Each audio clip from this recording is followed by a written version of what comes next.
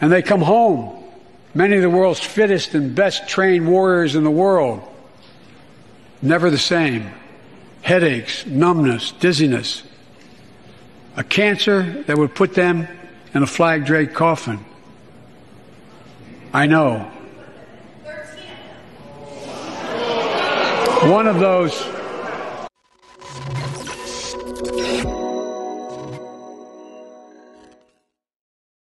The real thing that affected Americans that you called out to his face is him sending Americans home. That's right. Him sending Americans home in flag-draped coffins. Flag-draped coffins. Him checking his watch while that dignified transfer took place in his home state of Delaware, to the disgrace of our country, our military, our flag, those soldiers, their families. And you called him out. Can you walk our audience through this right now? Yeah, absolutely. So Joe Biden was mentioning Afghanistan and not talking about the horrible withdrawal that took place, the shameful withdrawal that took place under his watch that he checks so frequently. We had 13 of our servicemen and women killed. I have a new Gold Star mom in my district who, in her words, said Joe Biden killed my son.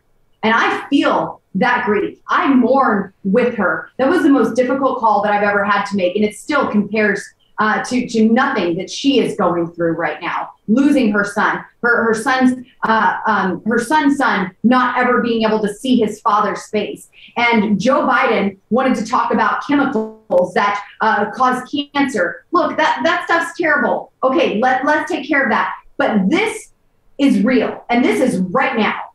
This is real time. And Joe Biden didn't want to bring up the fact that he took orders from terrorists, the fact that he left American citizens behind, and the disgusting fact that he sent 13 of our Marines home in flag-draped coffins. Yeah, I think the conflagration of his son, who did serve in the military, but didn't die as didn't die because of anything that happened with his military service. He wasn't KIA. He wasn't wounded. He ran for the Attorney General of Delaware. He was holding political office, actually, when he tragically got brain cancer. But I think it's very strange that Joe Biden tries to bring that conflagration, and he's done. This is like the 40th time he's done this. He's been called out a lot for it. It's a little strange and a little insulting. Have you spoken with the mother, the Gold Star mother, in your district? I have. Benny, that was the most difficult phone call I have ever had. And I've talked to her many times after that. President Trump called her and spoke with her. She said that he had a very lengthy conversation with her and thanked her for her son's service. But more than that, he listened to her stories of who her son was. And that is the kind of leader that we need once again, a commander-in-chief that still to this day cares about our servicemen and women. And we're seeing this all throughout the world. America's weakness is affecting our allies and our enemies. Our allies can no longer trust us, and our enemies certainly do not fear us. Putin was watching what happened in Afghanistan. Putin has been watching our southern border be completely invaded by 2 million illegal aliens. Putin is watching the tyranny that is taking place in America. And that's why he's now at war with Ukraine. So I just want to get this clear here. Did you yell 13 at Joe Biden? There's a lot of things going around on Twitter right now. It's going insanely viral. Yeah. What exactly did you yell? You could hear it clear as day, but what did you yell? Yeah, so the 13 part is where I got a little loud. That's why everyone's picking that up. But he said that our men and women were sent home in flag-draped coffins. And I said, you put them in there. 13 of them. That's exactly what he did. He put 13 of our servicemen and women in flag-draped coffins. And worse than that, I don't even know if any of those soldiers are in those coffins whole. Our soldiers were blown away through his shameful negligence. Yeah. And again, it bears repeating. He looked at his watch during the dignified transfer multiple times. He sure did. He was bored And most especially, and this is true, disgusting gaslighting, he didn't mention Afghanistan once in this entire speech. He didn't once talk about his disastrous pullout of Afghanistan, where thousands of Americans, the 13 of course, but also thousands of Americans, and then hundreds of thousands of Americans have been affected back here at home when they've received someone who has been killed in action, or somebody who has been blown up, or somebody who has lost a limb, or lost perhaps their will or their brain power, PTSD. I mean, it's been tragic what's happened in Afghanistan. So that conflict comes to a disastrous, calamitous close, and Joe Biden doesn't say a single damn thing about it?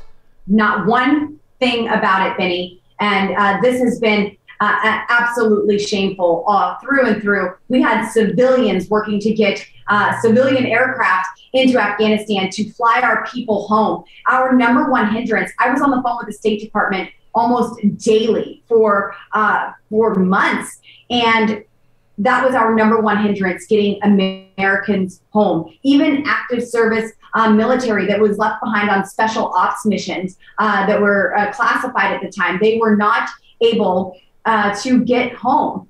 They finally were able to get on a civilian aircraft, one group of our special ops service members.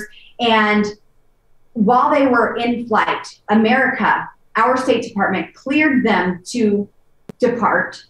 And while they were in flight, they said, turn around, you are no longer clear to land on United States soil. So the pilot, knowing if he went back to Afghanistan, knowing everyone on board would be killed, he declared an emergency landing and landed in another country. Our State Department absolutely failed at getting our people home here on United States soil. This entire thing has been just a disgusting debacle, and this would have never happened under President Trump.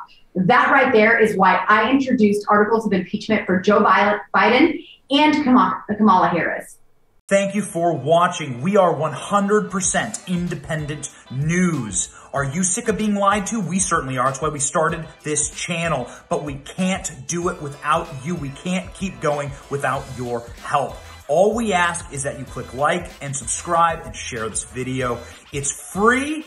And it keeps us going, it keeps us growing, and it keeps us getting the truth out there to break the rotted corporate media infrastructure that wants to lie to you every single day, wants to corrupt your narratives, your truth, your story, and your very society. So support us by clicking like, clicking subscribe, and thank you, Patriots.